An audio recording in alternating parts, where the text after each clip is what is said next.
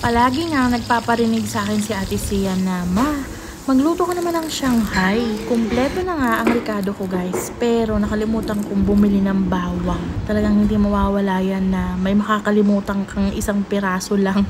Inutusan ko siyang bumili sa labas ng bawang. Hindi na nga ako nag-aalala na utusan ko si Ate Sian dahil meron na ngang sari-sari store or convenience store dito nga sa loob ng aming community. At hindi na nga niya kailangan lumabas pa ng gate para bumili ng bawang. Kaya safe siyang lumabas at maglaro sa labas kahit ilang oras pa niya ang gustuhin. Alam na nga nating mga Pilipino guys kung ano ba ang rekado ng Shanghai. At dahil Indian ang asawa ko at ang mga anak ko nga rin ay sanay na rin kumain ng mga Indian food, except Ate Sian na medyo nagugustuhan lang niya yung iba. Kaya naman, iniba ko ng kaunti ang recipe ng ating Shanghai dahil nilagyan ko ito ng turmeric at saka kaunting chili powder. Ito nga yung tinatawag na Filipino Shanghai ala Indian recipe. Tapos ito pa nga yung iba kong mga nilagay at nilagyan ko rin nga yan ng dahon ng coriander. Dito nga sa India guys, ang coriander leaves, coriander seed, coriander powder ay hindi mawawala sa kanilang mga food recipe.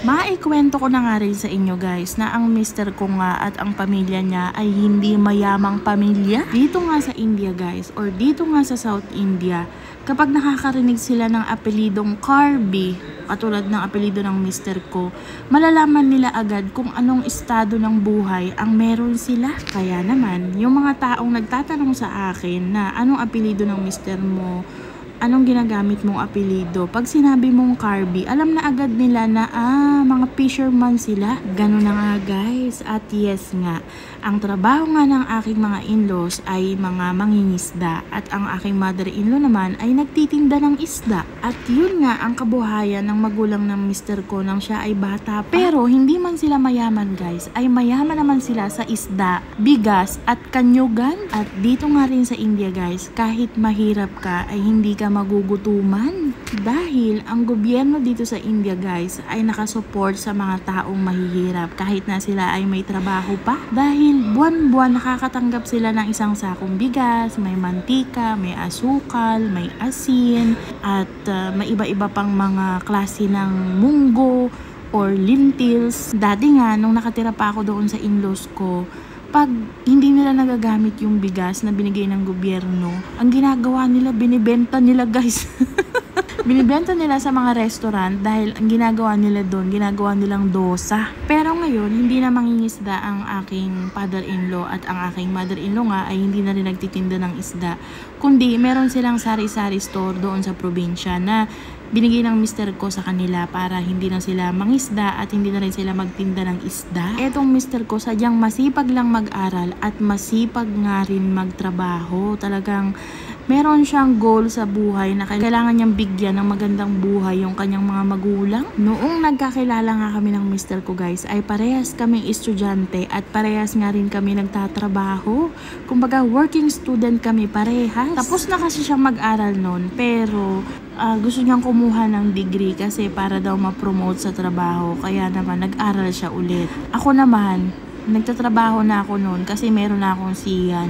Gusto ko si Sian mag-aral sa magandang eskwelahan.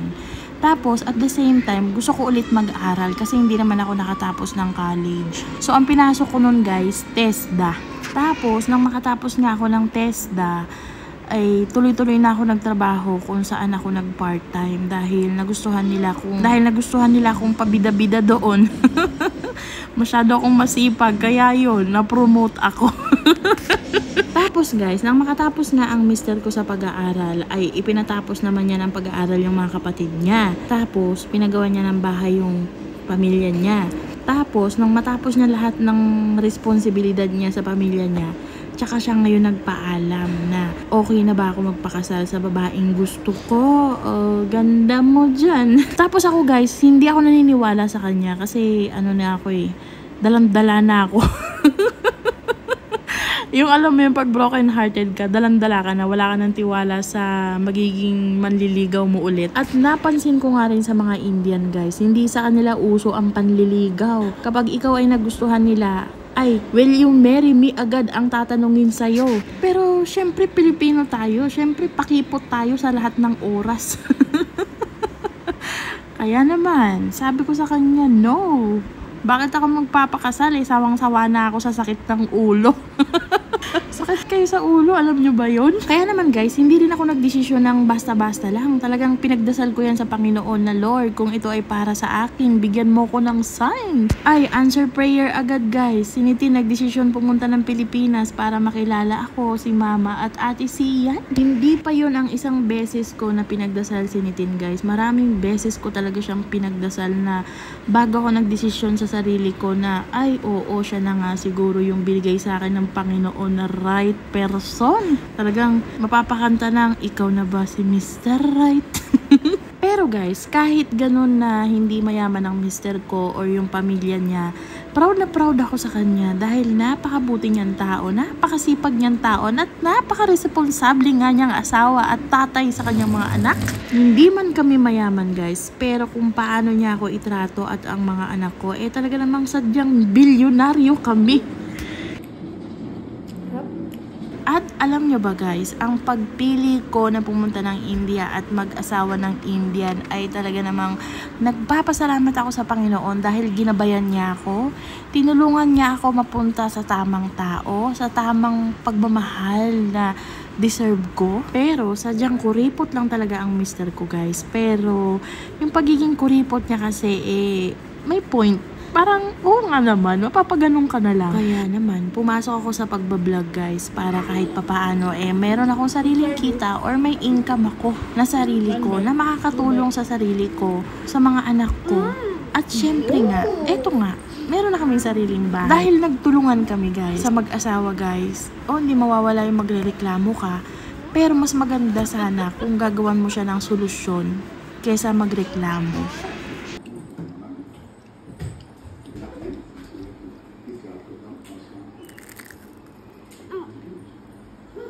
Tell me one more.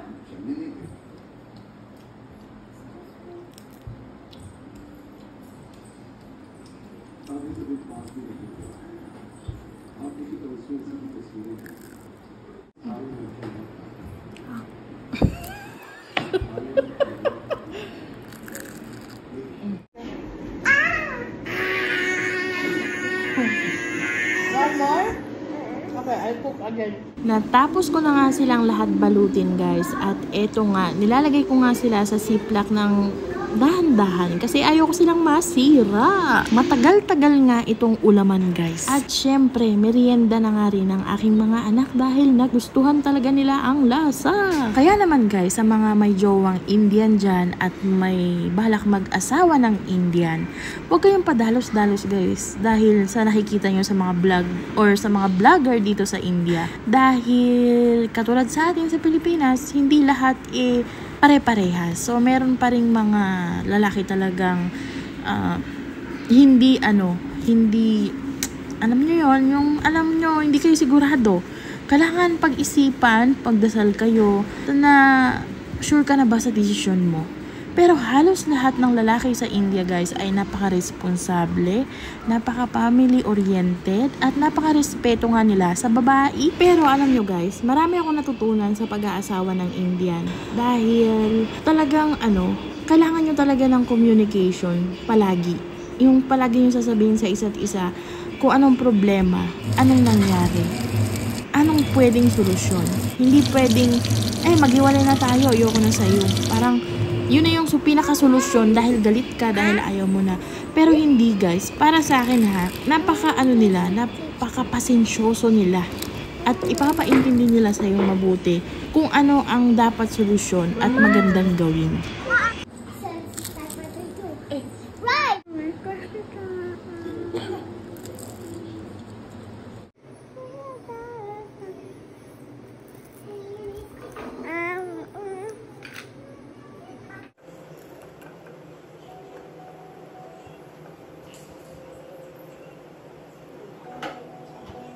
Ayan na nga guys, gustong-gusto nga ng Sanbi at Sushmita at ni Ate Sian na kumain nga ng niluto kong Shanghai.